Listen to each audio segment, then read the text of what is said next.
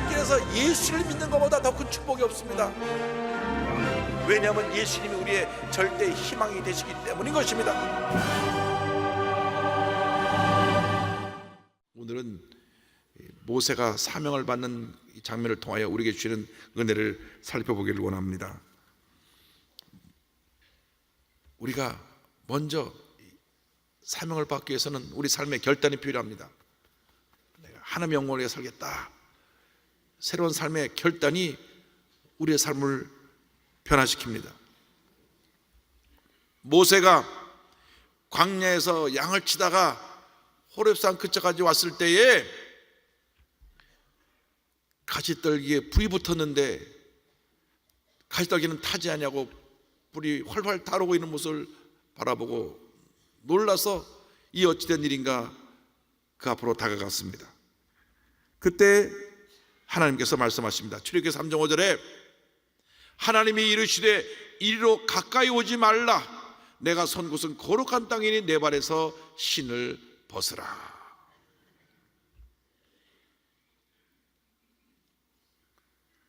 하나님이 임재하신 그곳이 바로 거룩한 곳입니다. 예배드리는 이곳이 바로 하나님의 임재가 있는 곳이기 때문에 이것이 바로 거룩한 곳입니다.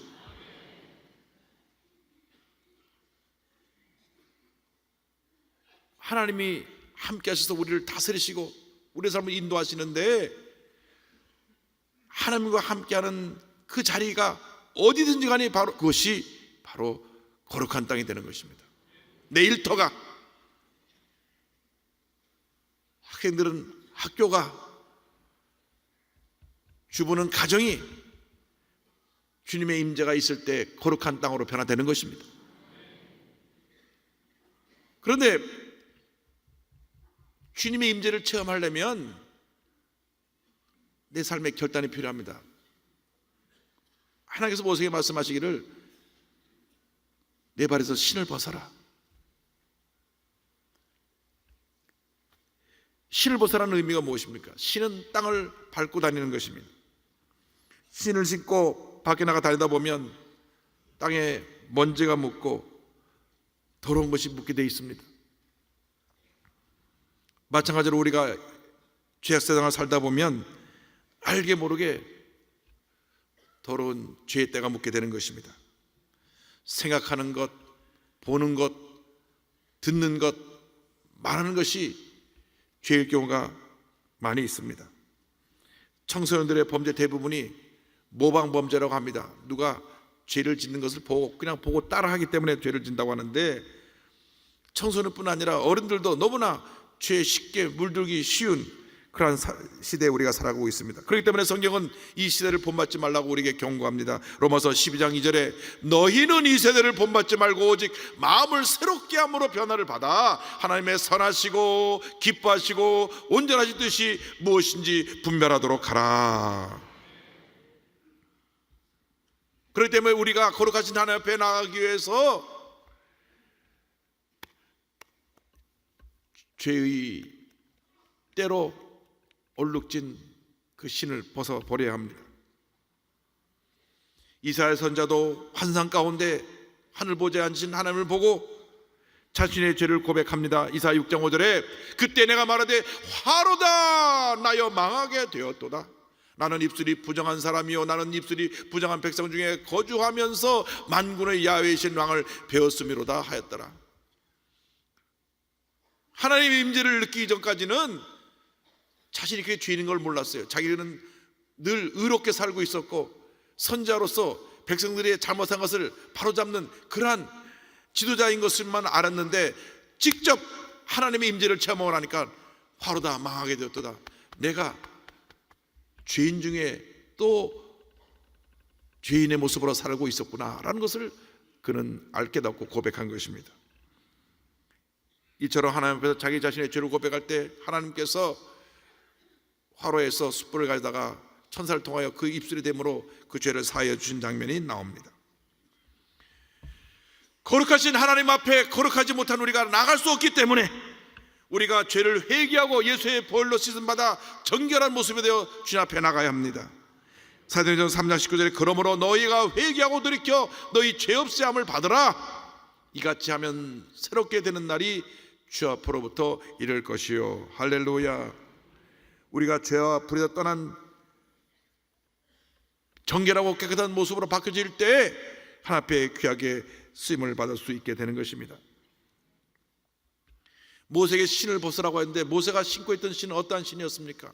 모세가 40년 동안 애굽에서 왕자의 신분으로 살고 있었을 때 신었던 신은 왕자의 신인데 그 신이 바로 내가 최고다, 나는 모든 것을 할 수 있다, 내가 라고 하는 그러한 모습이 담긴 교만의 신이었습니다. 얼마나 교만했는지 자기 스스로 이스라엘 백성을 구원할 수 있다고 생각해서 애국 사람을 쳐 죽이기까지 했습니다. 그 결과 그는 살인자가 되었고 도망자가 되었습니다. 왕자의 신분으로 자라서 한없이 교만했던 그가 사람을 쳐 죽인 그 순간 그의 신발이 살인자의 신이 된 것이고, 광야로 도망가 40년 동안 사는 동안 그의 신은 도망자의 신이요 패배자의 신이 되었습니다.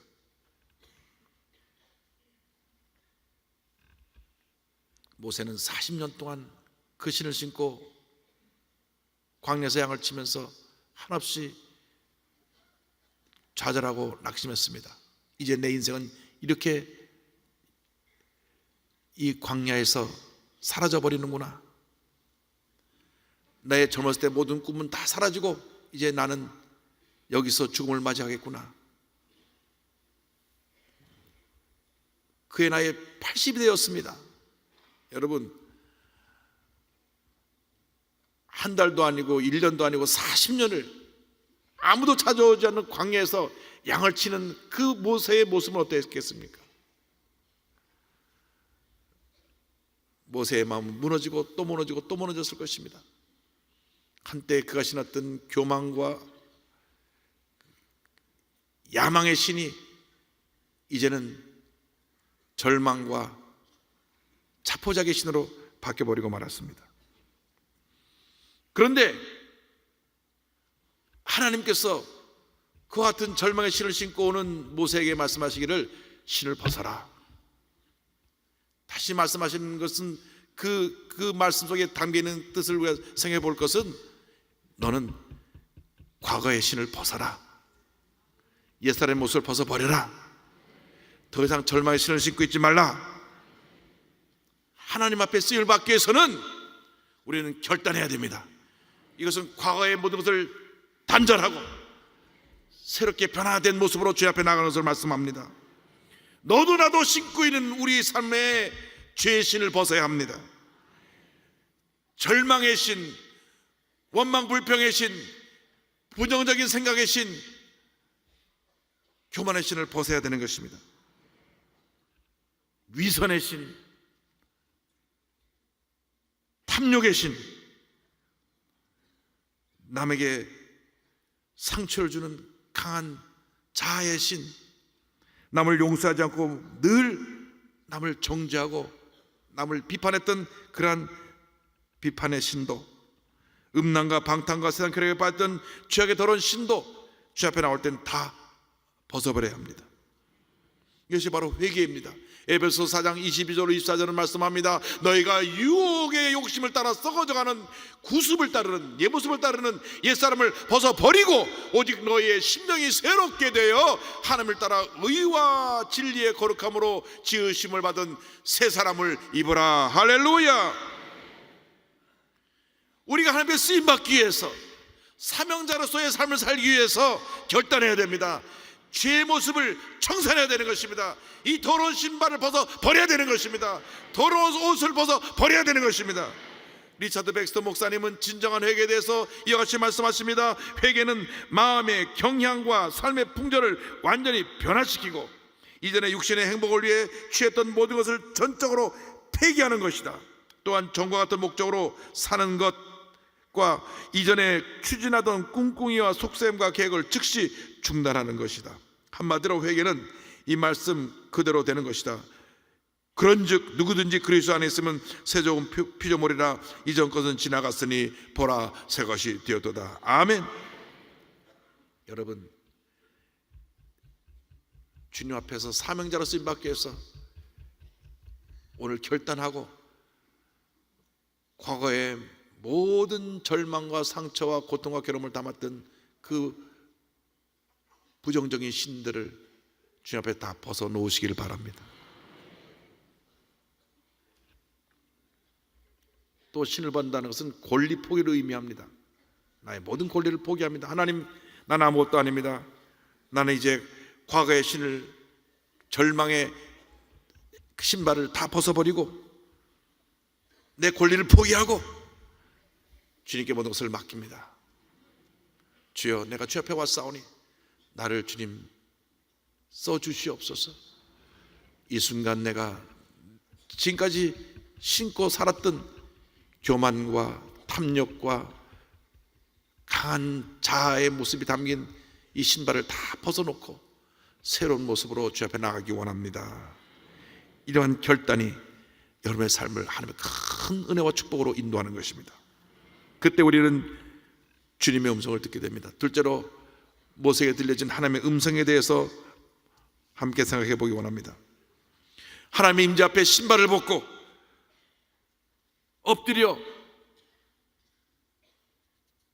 두려워 떨고 있는 모세에게 하나님 말씀하십니다. 출애굽기 3장 10절에 야훼께서 이르시되 내가 애굽에 있는 내 백성의 고통을 분명히 보고 그들이 그들의 감독자로 말미암아 부르짖음을 듣고 그 근심을 알고.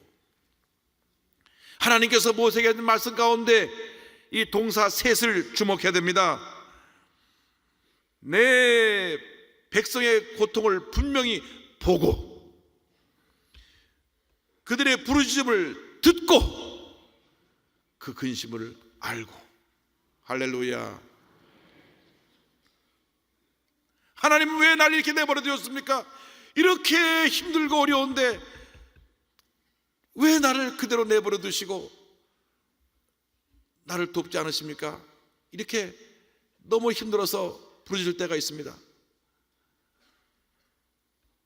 그러나 하나님이 절대로 여러분을 외면하신 것이 아닙니다.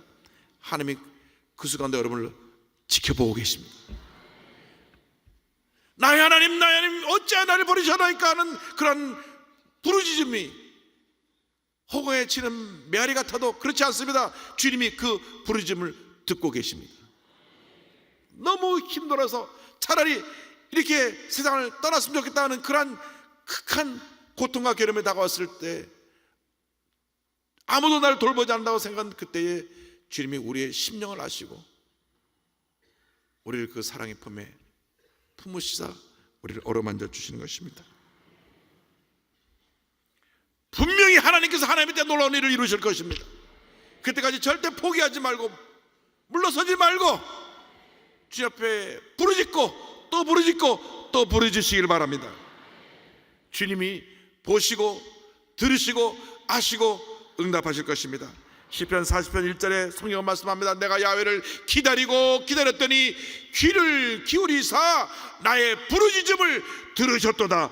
들으셨도다. 들으셨도다. 할렐루야. 주님이 보시고 들으시고 아시는 그 순간 문제가 다 해결된 것입니다. 저는 이 말씀 읽을 때마다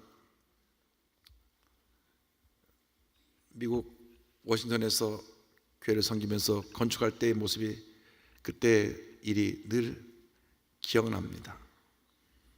하나님의 은혜로 땅을 한 3,000평 사서 교회 건축이 시작됐습니다. 89년도에 건축이 시작됐는데 그때 출석교인이 300명입니다. 그런데 건축을 계속 진행하기 위해서 매달 그 당시 그 기준에 14만 달러, 약 1억 5천만 원, 지금 뭐 한 25, 6년 되니까 지금으로 말하면 훨씬 더 많은 금액이겠죠. 근데 매달 14만 불 이상이 있어야 건축이 진행이 됩니다. 근데 300명 교인이 매달 그렇게 헌금을 한다는 게 쉽지가 않습니다. 미국이라고 하는 그 이민사회의 삶이 어떻게 보면 한국의 삶보다 훨씬 더 힘들고 어렵습니다. 그 당시 한 달 나가서 열심히 일을 하고 세탁소 일을 하고 해서 얻는 수입이 1,000불 정도밖에 안 되는 분이 많았어요. 한 달에 100만 원 정도밖에 수입을 못 얻고 있는 그때 매달 300명 성도가 1억 5천만 원씩 헌금을 해야 한다는 것은 그것은 보통 힘들고 어려운 일이 아니었습니다. 공사가 5개월, 6개월쯤 지내고 나니까 건축비를 더 이상 줄 수가 없어서 건축비가 한 달, 2달 밀립니다. 어느 주일날 저녁인데 공사 현장의 트레일러에 제가 그날 저녁 예배 준비하느라고 혼자 책상에 앉아서 성경을 보고 있는데 갑자기 문을 두드리는 누가 문을 딱 열고 들어옵니다. 미국 현장 감독하고 거기 공사 반장하고 세 사람이, 등치 이렇게 큰 사람이 팍 들어와서, 근데 얼굴이 막 울그락부르락 화가 나서 들어오면서 그때 모습 잊지 않습니다. 저를 딱 손가락을 하면서 저한테 소리치기를, Pastor Lee, you are a liar. We gonna sue you. 당신 거짓말장이에요.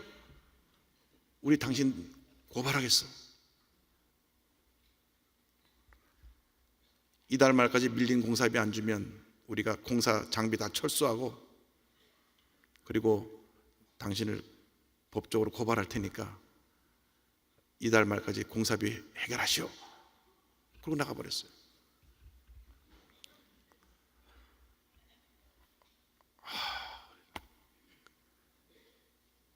그 생각은 아무 생각도 안 나더라고요. 어디다가 돈을 빌려달라고 얘기할 데도 없고 돈을 빌려달라고 할 엄두도 나지 않고 그냥 뭐가 쾅 하고 한데 이게 망치를 맞은 것 같아서 그 자리에서 가만히 있어서 아무 말도 못하고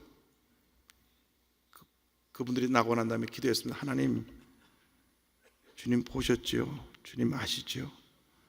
그 말 외에는 제가 드릴 수 있는 기도가 없었어요. 다음날 새벽이 됐는데요, 너무나 답답하고 힘들고 어려워서 주님 보셨지요?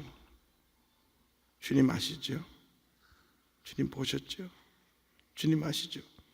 한 시간 내내 그 기도만 했어요. 다른 말 아무 말도 할 말이 없었어요. 아마 옆에서 누가 제 기도 들었으면 무슨 기도가 저런가? 보셨죠? 아시죠? 보셨죠? 아시죠?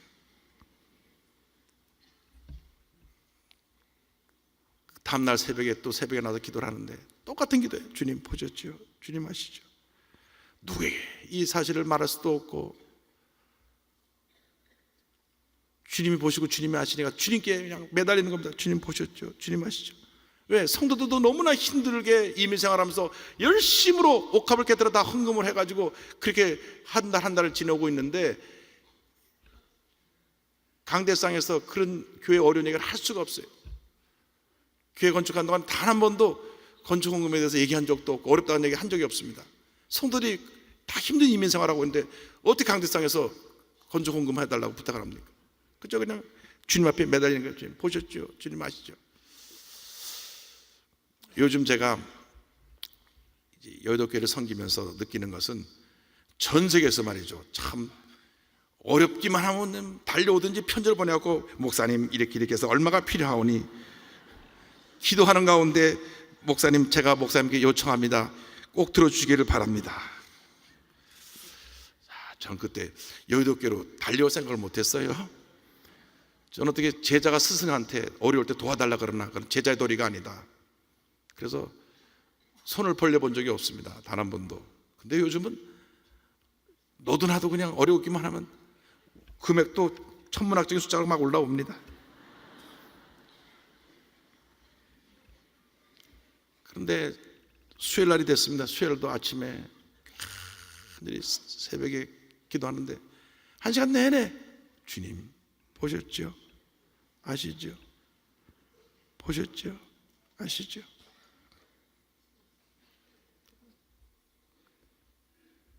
누구에게도 이야기를 못하고 주님 앞에서만 제가 소리도 못 지르고 그냥 옆에서 다 들을까 봐 그냥 주님 앞에 내 마음을 토하는 기도를 해드렸습니다. 그런데 그날 아침 9시쯤 전화가 왔어요. 사무실로 왔는데 그 전화가 온 분은 우리 교회 교인이 아니고 이웃교회 미국 성결교회 다니는 미국 성도인데, 이분은 조영희 목사님 테이프를 듣고 은혜를 받아가지고 저를 찾아왔더라고요. 그래서 기도를 가르쳐 달래요. 그래서 기도는 가르쳐 주는 게 아니라 와서 하면 된다고. 그래서 우리 교회 새벽 기도 나오라 그러니까 그때로부터 새벽 기도를 하루도 안 빠지고 나와요. 미국 교회는 새벽 기도가 없으니까요. 저희 교회를 약간 이분이 교회 지는 2년 반 동안 하루도 안 빠지고 새벽 기도를 나와가지고 제가 밤 11시, 12시 신방 갔다 와가지고 한두 시에 잠이 들어도 그분 때문에 또 기어서라도 나가야 돼. 하나님이 2년 반 동안 기도하라고 보초를 세워놓으셔가지고. 근데 이분이 연락이 왔어요. 갑자기 저를 보자고요. 그래서 점심때 식당에서 만났는데 막 흥분해서 오셨더라고요. 그래서 무슨 일인가 했더니 목사님 제가 오늘 주님 음성을 들었습니다. 그래서 그래요? 제가 오늘 주님의 음성을 들었는데 이영훈 목사가 어려우니 도와주라고 하는 음성을 들었습니다.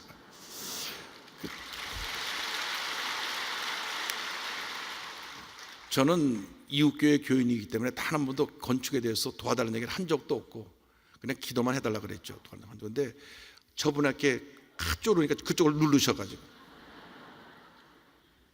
근데 그 다음에 이제 이분이 아침에 기도한 내용을 말씀하는 겁니다. 그런데 저는 회사를 경영하고 있기 때문에 돈이 없습니다. 현금이 많지 않다고 제가 하나님 근데 제가 현금이 별로 없습니다. 그랬더니 하나님이 하신 말씀이 내 가진 전 재산을 다 줘라 그러시더라는 거예요. 근데 갖고 있는 전산이 뭔가 가만 보니까 자기가 살고 있는 집, 그리고 자기가 집 2채 더 사놓은 게 집 3채가 있더라고요. 그래서 그날 집 3채 문서를 저한테 들고 왔어요. 목사님 드리니까 목사님 이거 가지고 목사님 건축할 때 필요한 대로 쓰십시오. 자기 살고 있는 집까지 가서 갖고 왔어요. 그러면서 제가 한마디 더 붙여서 말했습니다. 목사님 그 부탁이 있는데요. 네, 절대 이것은 무명으로 제 이름 알리지 말고 아무도 모르게 교회 헌금을 해주세요. 그래서 지금도 워싱턴 모자일교회 교인들은 누가 헌금했는지 모릅니다. 집 4채인지 몰라요. 어느 이름 없는 사람이 집 3채 바친 거로만 알고 있어요.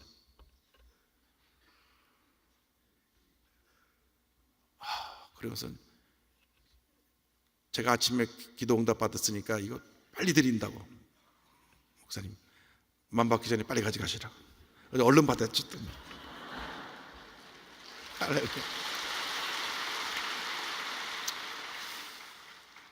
주일날 제가 간증을 했습니다. 우리 교회 건축이 지금 어려운 상황인데 어느 이름을 밝히지 않은 분이 집 3채를 냈다고. 성도들이 막 감동해서 아멘하고 할렐루야하고 박수치고, 그 다음에 옥합을 막 깨트리는데 그때로부터 교회 질 때까지, 준공할 때까지 교회 단돈 1원도 빚지지 아니하고 건축을 마무리했습니다. 할렐루야. 하나님이 우리를 보고 계십니다. 우리의 기도를 듣고 계십니다. 우리의 모든 형편과 처지를 알고 계시기 때문에 하나님이 반드시 응답해 주시고 우리 모두에게 기적을 베풀어 주실 것입니다. 낙심하지 마십시오. 포기하지 마십시오. 뒤로 물러가지 마십시오. 하나님께서 하나님의 때에 반드시 그 일을 이루어 주실 것입니다. 하나님의 약속을 기억하십시오. 출애굽기 3장 8절에 내가 내려가서 그들을 애굽인의 손에서 건져내고 그들을 그 땅에서 인도하여 아름답고 광대한 땅, 족과 꿀이 흐르는 땅, 곧 가나안 족속, 헷 족속, 아모리 족속, 브리스 족속, 히위 족속, 여부스 족속의 지방에 데려가려 하노라. 내가 너의 기도를 들었다. 너의 그 고통을 내가 알았다. 내가 내려가서 내가 너를 건져내고 족과 꿀이 흐르는 땅으로 인도하여 내리라. 할렐루야. 이것이 하나님의 약속이고 축복입니다. 사람의 음성 듣지 마십시오. 세상의 음성 듣지 마시고 주님 음성에 귀를 기울이고 주님 음성을 들으신 여러분 되시기를 바랍니다. 이사야 41장 10절 말씀 우리에게 주시는 말씀입니다. 이사야 41장 10절 말씀 다 같이 고백합니다. 두려워하지 말라. 내가 너와 함께함이라. 놀라지 말라. 나는 내 하나님이 됨이라. 내가 너를 굳세게 하리라. 참으로 너를 도와주리라. 참으로 나의 의로운 오른손으로 너를 붙들리라. 아멘. 마지막으로 하나님께서 모세에게 사명을 주십니다. 사명을 준 하나님에 대해서 생각해 보기 원합니다. 출애굽기 3장 9절로 10절에 이제 가라. 이스라엘 자손의 부르짖음이 내게 달하고 애굽 사람이 그들을 괴롭히는 학대도 내가 보았으니 이제 내가 너를 바로에게 보내어 너에게 내 백성 이스라엘 자손을 애굽에서 인도하여 내게 하리라. 아멘. 아멘. 하나님이 사명을 주셨어요. 근데 모세가 얼마나 깨어지고 낮아졌든지 40년 전에는 내가 하던 모세가 대답하는 거 보세요. 11절에 모세가 하나님께 아뢰되 내가 누구이기에 바로에게 가며 이스라엘 자손을 애굽에서 인도하여 내리까. 내가가 다 사라졌어요. 내가 누군데 이런 일을 할 수 있습니까? 다시 주님 말씀하십니다. 12절에 하나님이 이르시되 내가 반드시 너와 함께 있으리라. 내가 그 백성을 애굽에서 인도하여 낸 후에 너희가 이 산에서 하나님을 섬기리니 이것이 내가 너를 보낸 증거니라. 하나님의 약속입니다. 내가 반드시 너와 함께하리라. 그리고 이곳에서 나에게 예배를 드리게 될 것이라. 할렐루야. 하나님 약속하십니다. 내가 반드시 너와 함께하리라. 반드시 너와 함께하리라. 반드시 너와 함께하리라. 세상 끝날까지 너와 함께하며 내가 약속한 모든 것을 이루어 줄 것이라. 여러분 오늘 주님의 음성을 들으시기 바랍니다. 여러분을 향한 주님의 뜻이 있습니다. 그 사명을 깨달아 알아서 반드시 우리와 함께 하셔서 그 사명을 이루게 하시는 하나님을 믿고 이어나가는 여러분 되시기를 주님의 이름으로 축원합니다. 축원합니다. 축원합니다. 기도하겠습니다.